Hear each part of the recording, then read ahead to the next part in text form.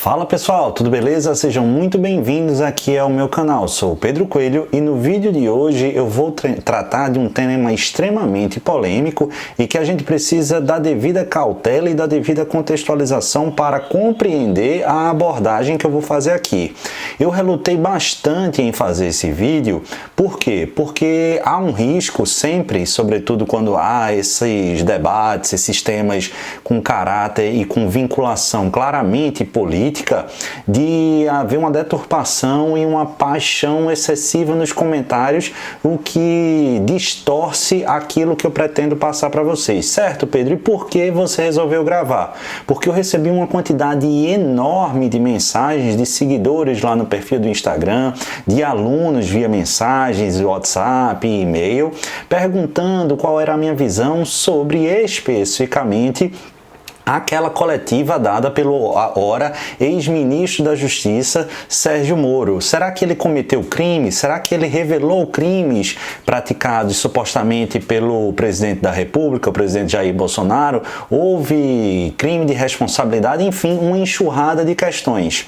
A gente vem percebendo que na mídia e outros juristas já abordaram razoavelmente, de maneira satisfatória na minha visão, sobre a possível a ocorrência ou não de crime de responsabilidade por parte do chefe do Executivo Federal. Agora, uma outra questão que me foi abordada, me foi questionada e particularmente ainda não vi relatos ou vários relatos a contento sobre supostos crimes praticados e eventualmente reconhecidos, confessados involuntariamente naquela coletiva, naquela declaração pelo ex-ministro da Justiça Sérgio Moro, por ele mesmo praticado. Será que houve crime ali? Será que houve reconhecimento de crime?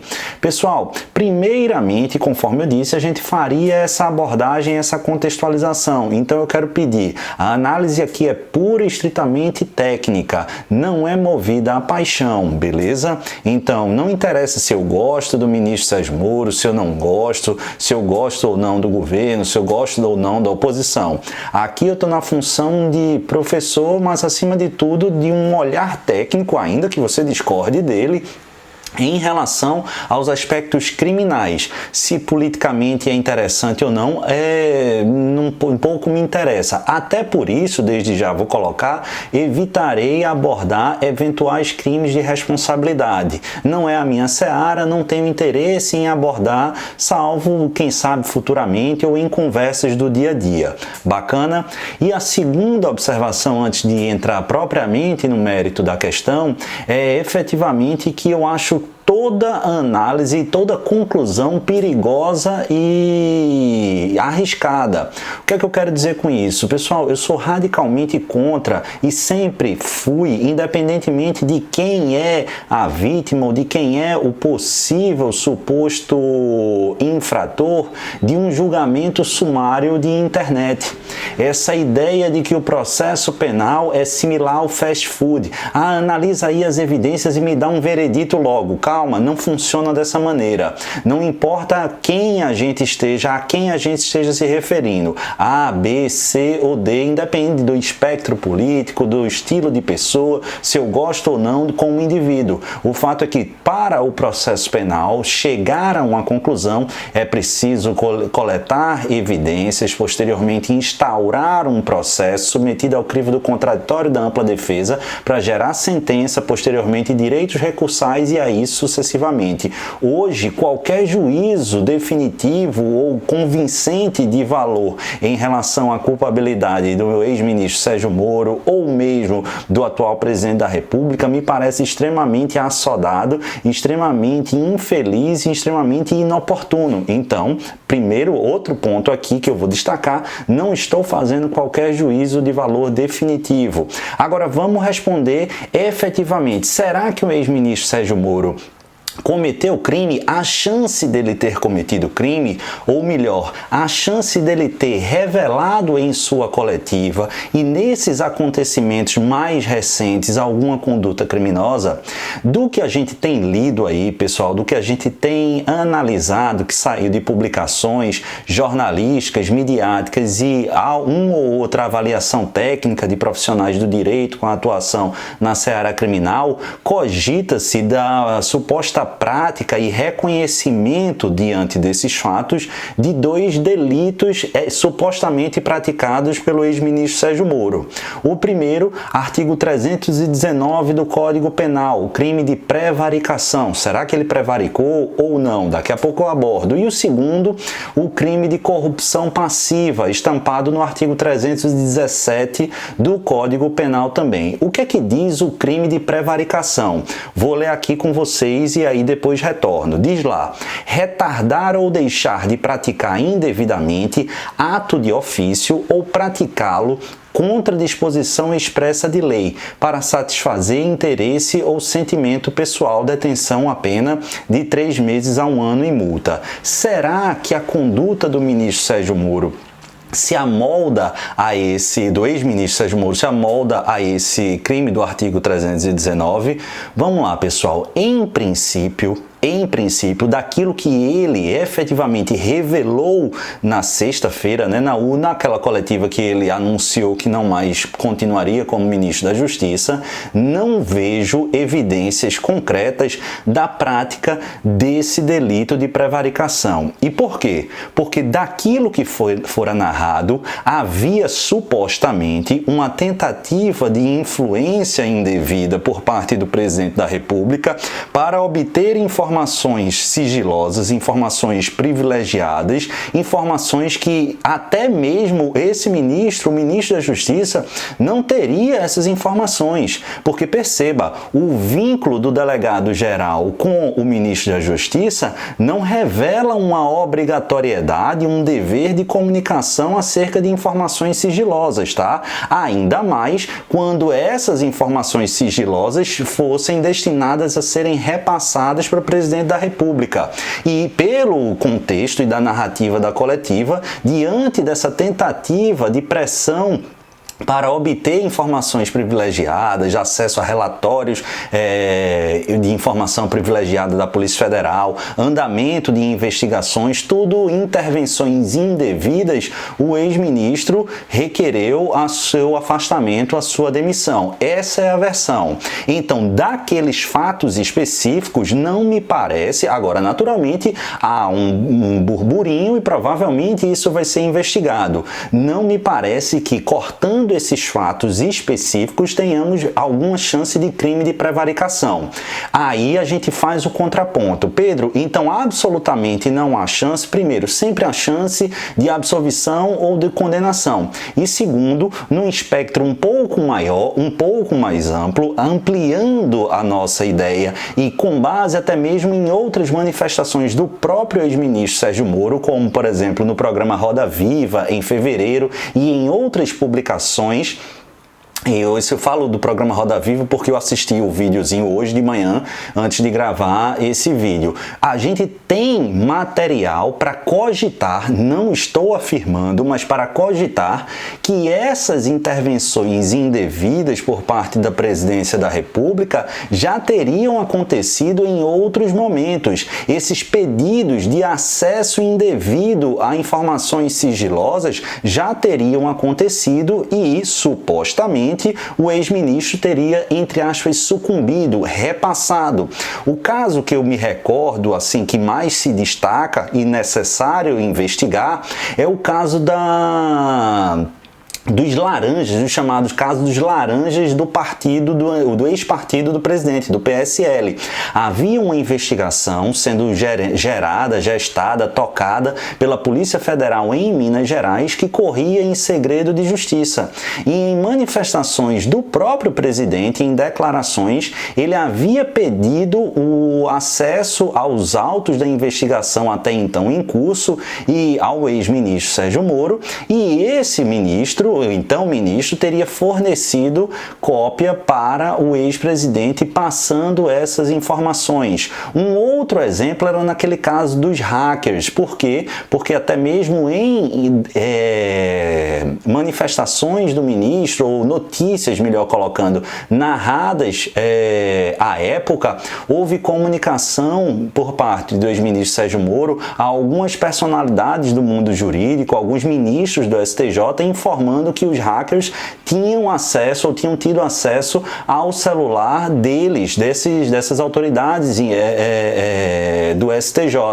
Só que lembrando, à época, o que é que a gente tinha? A gente tinha informações sigilosas que foram acessadas, teriam sido acessadas indevidamente pelo ministro da Justiça, que teria repassado essas informações. Então, se isso se comprovar, em especial esse vazamento, esse acesso indevido, esse atendimento a solicitações indevidas de intervenção e a ausência de prática de ato de ofício, que nesse caso seria reprimir essa conduta. Por quê? Porque o acesso indevido e a influência nessas investigações, elas confirmam aí a evidência ou a grande chance de prática delitiva. Um ministro da Justiça não pode ser conivente com prática da justiça, prática de delito. Então, nesse caso, se esses outros fatos tiverem confirmação, aí sim é possível de qualificar a atividade do ex-ministro Sérgio Moro como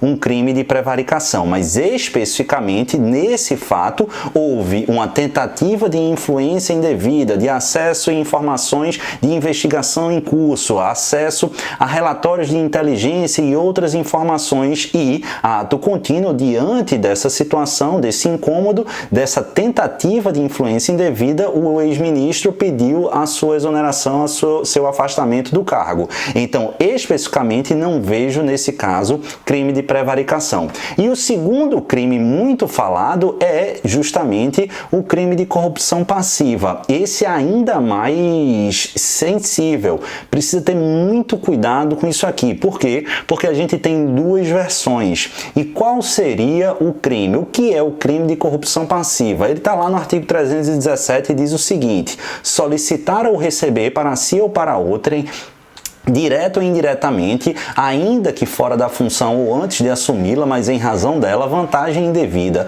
ou aceitar promessa de tal vantagem, reclusão de 2 a 12 anos, mais multa de reclusão.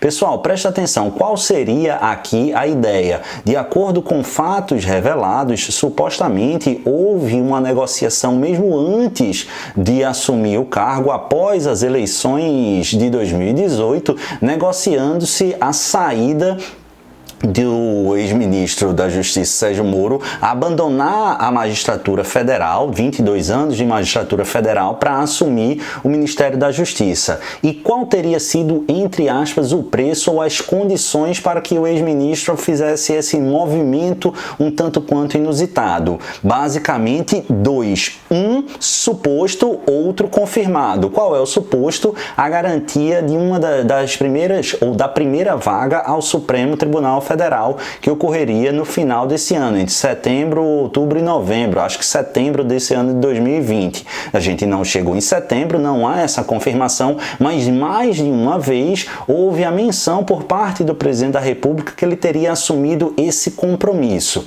Se isso for provado, me parece sim possível o enquadramento num caso de corrupção passiva. De acordo com a versão do ex-ministro Sérgio Moro, isso não aconteceu. Hoje, nós temos a palavra de um e a palavra de outro. Seria ingenuidade, mas acima de tudo, irresponsabilidade da minha parte ponderar nesse momento qual palavra deve prevalecer. De toda forma, a gente tem aqui pelo menos campo para investigar. Pedro, mas qual seria a vantagem indevida? A negociação de um cargo público, um cargo da importância e da magnitude do Supremo Tribunal Federal como condição para a assunção de um cargo dentro do Executivo. Ah, Pedro, mas a vantagem aqui mencionada no artigo 317 não é necessariamente uma vantagem econômica. A doutrina diverge, mas vem prevalecendo que quando o legislador opta e deseja por restringir a uma vantagem econômica,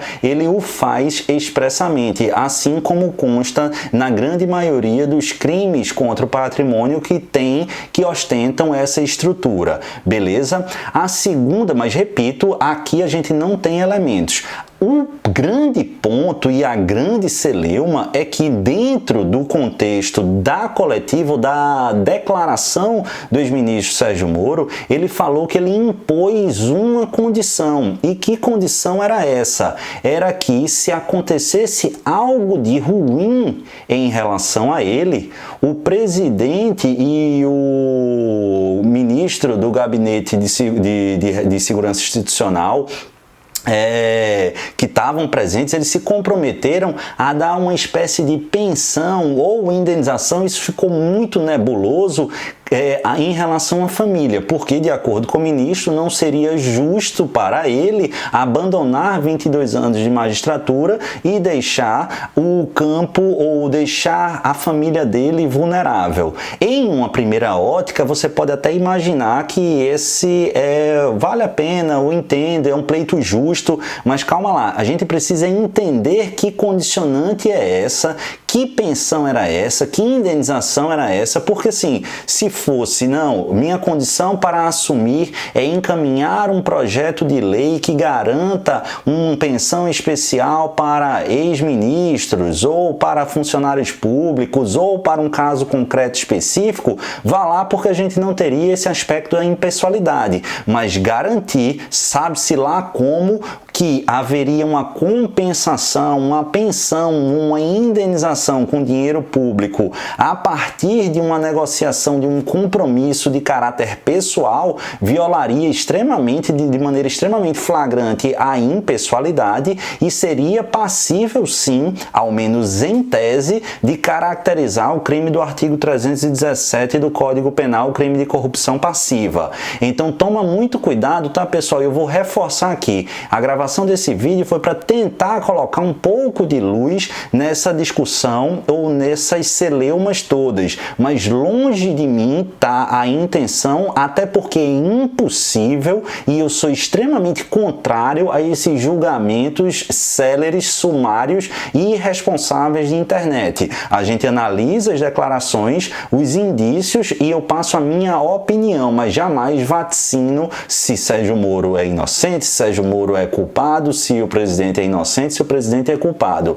Na minha ótica, há campo para se investigar de maneira mais atenta em relação ao crime de corrupção passiva, já em relação ao crime de prevaricação, considerando apenas o que fora revelado no dia, na última sexta-feira, eu acho, né? Na sexta-feira, quando ele anunciou sua saída, não é razoável. Agora, a gestão dele durou desde o mês de janeiro de 2019, então temos uma longa trajetória e há relatos de que essa não foi a primeira vez que o presidente tentou se imiscuir indevidamente no âmbito dos tratamentos da Polícia Federal, das investigações, havendo notícias, repito, notícias e rumores que indicam que houve essa tentativa e que o ex-ministro cedeu. Se ele de fato tiver cedido, se ele de fato ter aceito e repassado essas informações, aí sim é um outro capítulo e poderíamos cogitar do crime de prevaricação, crime esse estampado no artigo 319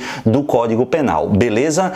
Pessoal, espero que tenham gostado. Fiquem à vontade para comentar aí embaixo, trazer suas dúvidas. É algo muito recente, que precisa de ponderação. Eu mesmo vou estar sempre ponderando. E isso, se tiver com algum equívoco ou notícias novas, eu trago e faço novos vídeos. Beleza? Mas desde que os comentários e os debates salutar sempre sejam no campo jurídico e, claro, sempre com urbanidade e respeito uns aos outros. Tranquilo? Tranquilo? Um beijo no coração, fiquem com o Papai do Céu. E se gostou do vídeo, ainda que discorde do conteúdo, dá um joinha. Se gosta do canal, se quer se manter informado, se inscreve, aciona o sininho, porque sempre que eu subir conteúdo novo, você vai ser devidamente notificado. E ao longo dessa quarentena, de segunda a sexta-feira, eu tô tentando trazer sempre vídeos novos. Beleza? Um beijão, fiquem com o Papai do Céu e até o próximo vídeo. Valeu, pessoal!